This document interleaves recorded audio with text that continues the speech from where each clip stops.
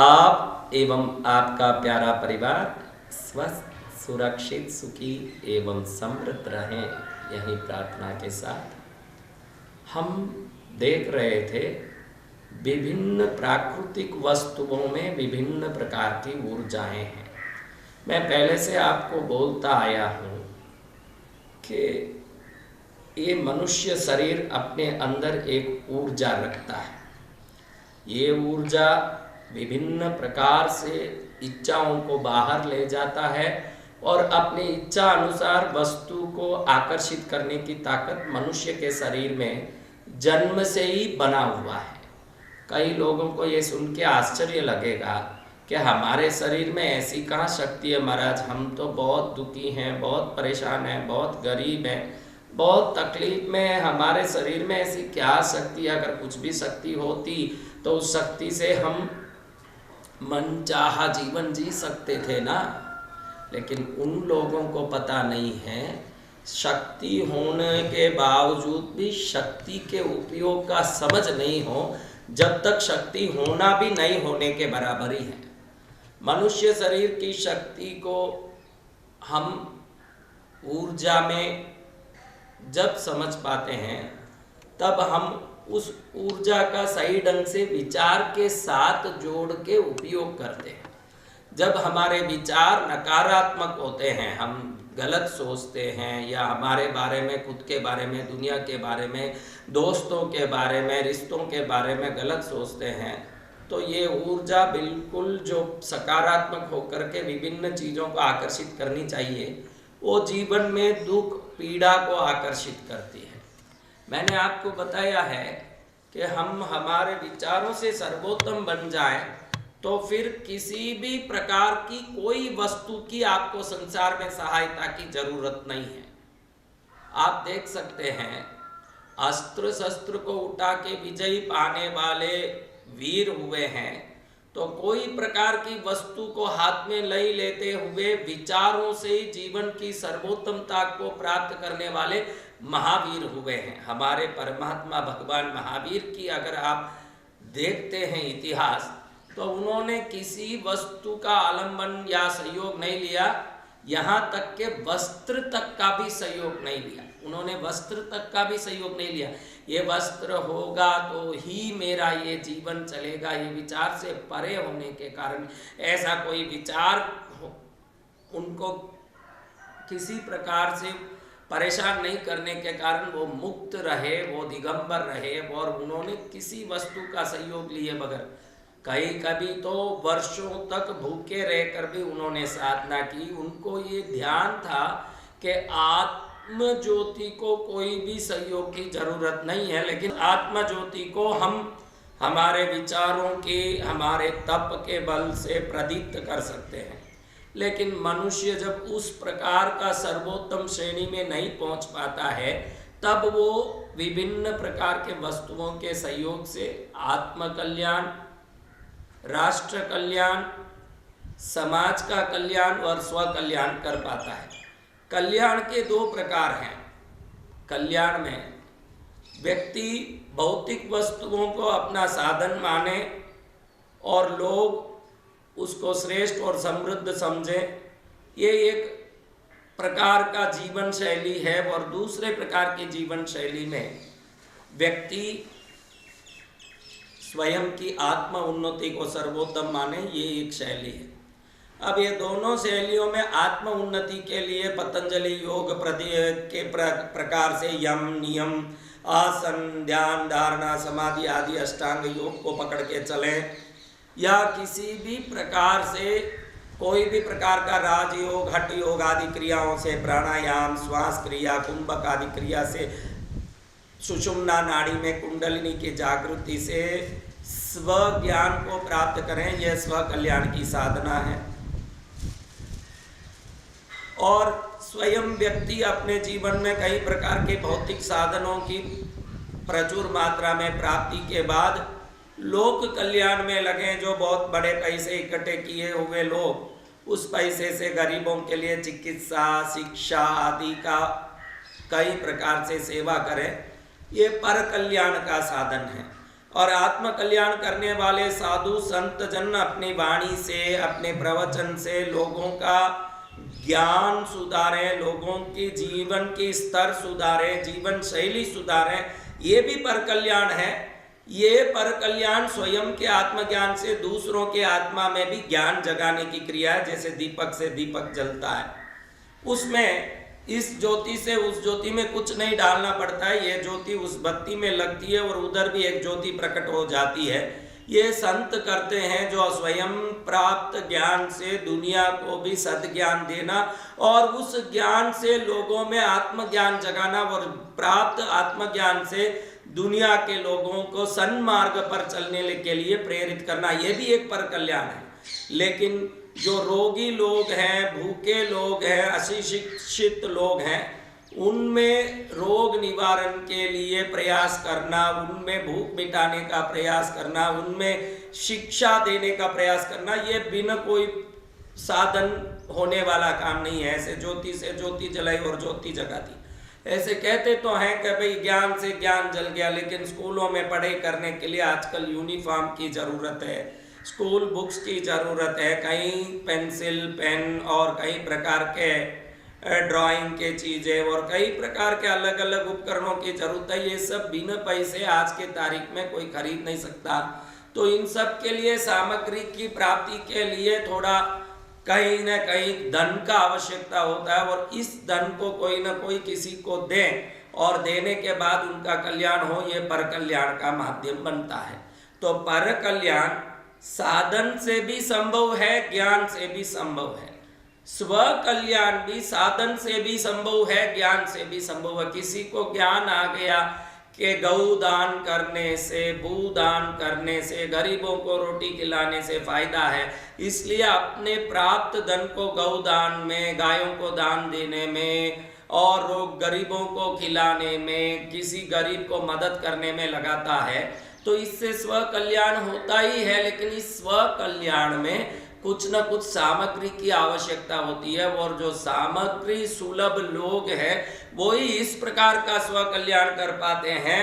और स्व कल्याण करने के लिए आत्म ध्यान करें, साधना करें, इसमें ना तो किसी सामग्री की जरूरत पड़ती है, ना धन दौलत की जरूरत पड़ती है।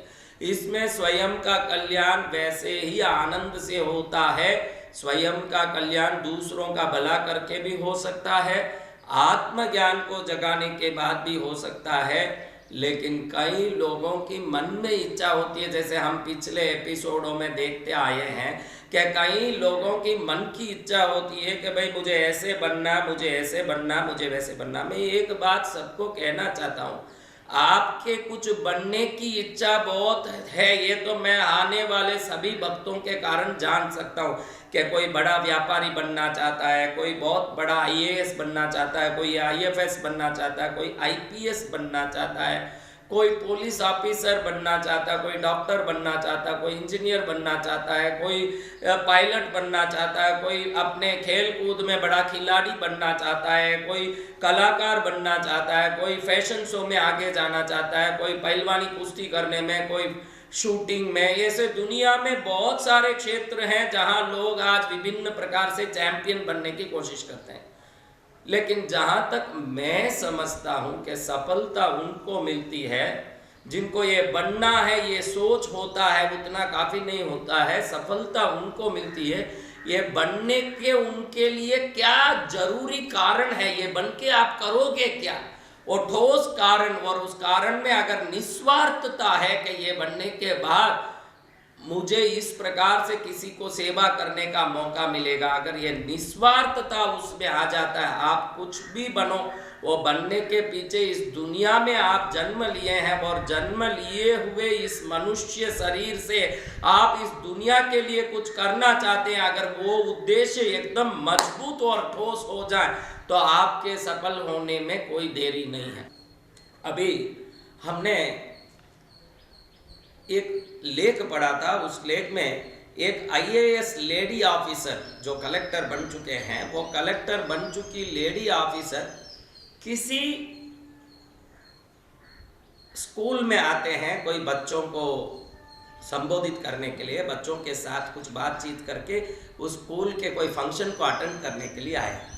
अब बच्चे अच्छे यूं पढ़े हुए यूं अच्छे घर के बच्चे हैं, जो एक अच्छा कॉन्वेंट प्राइवेट स्कूल है, जिस बच्चे के घर वाले अच्छे पैसे वाले हैं, जो कार में लाके बच्चों को छोड़ते हैं, जो बड़े घर वाले हैं, ऐसे घरानों के बच्चों का वो स्कूल है, जो बहुत अच्छा एक इंटरनेशनल स्कूल है।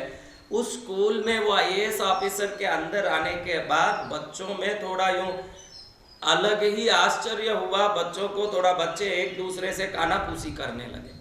अब ये बच्चे कानाफूसी करने लगे तो बच्चों को देख करके टीचरों को भी लगा बच्चे क्यों इस ऑफिसर के अंदर आते ही, कलेक्टर के अंदर आते ही क्यों कुछ कर रहे हैं। ऐसे सोच के टीचरों ने बच्चों को पूछा क्या बात है, तुम सब क्या बात कर रहे हो। बच्चों ने कहा टीचर देखिए ये जो कलेक्टर आए हैं इन्होंने कोई मेकअप ही नहीं किया है, बिल्कुल लिपस्टिक भी नहीं लगाया है, कुछ प्रकार का पाउडर नहीं लगाया है, बिल्कुल ऐसे ही आ गए। इतने बड़े कलेक्टर ऐसे आ गए, हमको देख के बड़ा आश्चर्य लगता। वो बच्चे उन घरानों के हैं जिनकी माताएं, जिनको वो मम्मी कहते हैं। मैं तो इजिप्ट की मम्मियों को नहीं कह रहा हूँ, ये जो भारत में ही रह के अपने माओं को मम्मी कहते हैं उन बच्चों को कह रहा हूँ। वो अपने माओं को जिंदे ही मम्मी बना रहे हैं, वो अलग बात। भाई मम्मी उसको कहते हैं जो मुर्दे किसी प्रकार से दवाइयों से मम्मीफाइड कर दिया जाता है।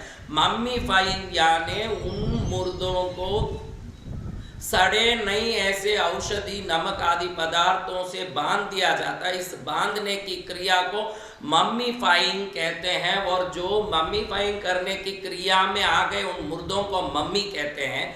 और इसी मम्मी को घर घर में लोग कह रहे हैं। बड़ा विचित्र बात है कि हम भारत में जन्मे हुए अपनी माँ को माँ कह दें तो कोई फर्क नहीं पड़ेगा, लेकिन अपने ऊपर जो भूत सवार हुआ है वो अंग्रेज का भूत, वो अंग्रेज जाने के बाद भी हमारे से उतर नहीं रहा है, ये अलग बात है।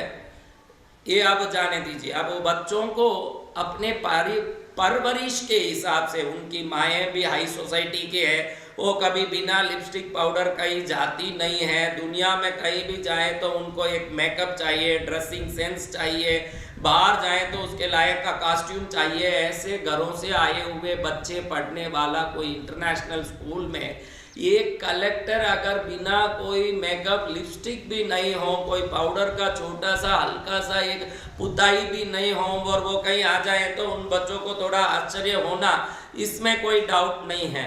तो टीचरों को भी आश्चर्य हुआ। टीचरों ने जब फंक्शन में वो कलेक्टर संबोधित कर रही थी तब टीचरों ने रिक्वेस्ट किया कि आप इतने सिंपल रहते हैं, हमको देख के बहुत आश्चर्य लगा।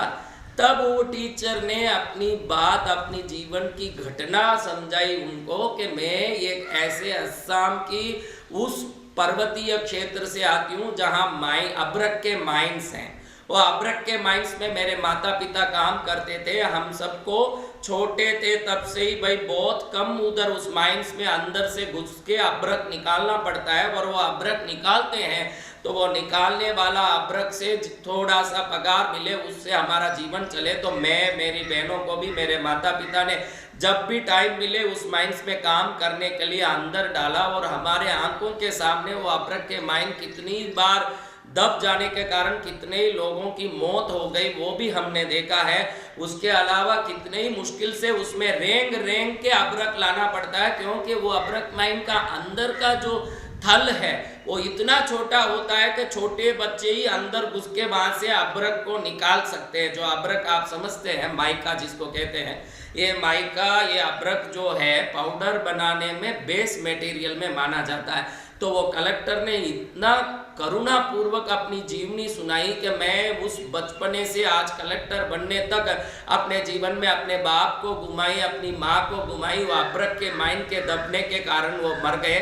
ये पाउडर ऐसे बनते हैं जिसको बनने के पीछे कई लोगों का जान निकल चुका है। उसके बाद ये कॉस्मेटिक चीज़ें बनती है, लिपस्टिक बनता है तो मगरमच्छ की चर्बी, दुनिया भर के विभिन्न प्रकार के गंदी चीज़ों से ये लिपस्टिक आदि बनते हैं। और ये टॉल्कम पाउडर बनता है तो इसमें कितने ही चीज़ें जो चमकाता है मुंह को, ऐसे माइका, कई प्रकार के खनिज पदार्थ सब लगते हैं। तो उस कलेक्टर ने इतने सुंदर अपनी बात को आंख में आंसू निकालते हुए बोला कि जिस पाउडर के बनने के चक्कर में दुनिया जिसको खरीदने के चक्कर में कितने ही गरीबों की जान निकल जाती है। ऐसा पाउडर किस काम का जिसका किसी का खून निकलने के बाद दूसरे का मुंह चमकाता है। तो उसी पाउडर पे निकालने वाले अब्रक फैक्ट्री में काम करने के कारण बचपन में ही मुझे घृणा हो गया कि ऐसा कोई श्रृंगार का साधन मैं उपयोग नहीं करूंगी जिस साधन के उपयोग से दुनिया में किसी को दर्द होता हो न उस दर्द का फायदा हमारे जीवन में खुशी में होता हो। तो तब से मैंने पाउडर लगाना, अपने जीवन में कोई भी कॉस्मेटिक लगाना छोड़ दिया। मेरे लाइफ को मैंने बेटर कर दिया और इस प्रकार से मेरा जीवन इस श्रृंगार मुक्त हो गया। ऐसे उन्होंने रोते रोते बताया। तो खड़े होकर के लंबे समय तक बच्चों ने ताली बजाई। उस दिन पहली बार बच्चों ने समझा कि वस्तुओं को खरीदते समय हम जितने खुश होते हैं वस्तुएं इतनी जल्दी नहीं बन जाती है जिस प्रकार से हम वस्तुओं को 20 रुपये, 50 रुपये, 100 रुपये में खरीद लेते हैं। आप ही सोचें तो कोई व्यक्ति सब्जी बाजार में खड़े होकर के लड़ता है कि भाई तुम 10 रुपये का टमाटर 15 रुपये बोल रहे हो, ज्यादा बोल रहे हो, 10 रुपये में दो। लेकिन हम सोचने जाएं 10,000 करोड़ दे के भी हम एक टमाटर बना सकते हैं क्या अपनी बुद्धि से? प्रकृति में ईश्वर रोज लाखों टमाटर, एप्पल, नारंगी, मौसम्बी बना के धरती में लोगों के लिए निरंतर भेज रहे हैं। इनमें एक वस्तु भी कोई व्यक्ति बना सकता है क्या? हम कभी नहीं बना सकते हो। ऐसे वस्तु को ईश्वर निरंतर बना रहा है और ईश्वर की कृपा से वो निरंतर मिल रहा है। कई बार तो मैं ये भी बोलता हूँ, इलायची का पौधा लो, नारियल का पौधा लो, कोई भी प्रकार के दुनिया का पौधा लो, वो सभी पौधों का आहार समान मात्रा में है। उसका आहार समान है पानी, लेकिन उससे उत्पादन विभिन्न है। इलायची देखो तो किलो आज हजारों रुपये बिक रहा है। नारियल देखो तो एक 50 रुपया बिक रहा है। 50 रुपये बिकने वाला नारियल हो या हजारों रुपया बिकने वाला बादाम इलायची हो, सबके लिए आहार एक ही है, पानी। एप्पल का पौधा हो के गेहूं का पौधा हो के चावल का पौधा हो के दुनिया का कोई भी पौधे का आहार पानी है, लेकिन उत्पादन विभिन्न है। हमारे हर वस्तु उससे तैयार होते हैं। भोजन के मसाले, सुगंधी वस्तुएं, गेहूं जैसे धान, विभिन्न प्रकार की चीजें सभी इसी प्रकार से उत्पन्न होते हैं और हम विभिन्न प्रकार के इन सभी वस्तुओं को मात्र पानी के उपयोग से बना करके खाते हैं। समझिएगा कि भाई महंगी चीजों को उत्पादित करने के लिए घी की जरूरत पड़ती तो क्या करते। अब आप सोचिए, पानी डालो, इलायची का पौधा उग जाता है, इतना सस्ता लगता है तो अपने लिए वो कोई बड़ी बात नहीं लगती। अब आप समझो कि इलायची का पौधा घी पीने के बाद ही इलायची देता हो। दुनिया में 50,000 किलो बेचने वाली वस्तु भी है, उसको सोने का पानी थोड़ा डालो तो ही वो उगता हो। ऐसा होता तो हम क्या करते।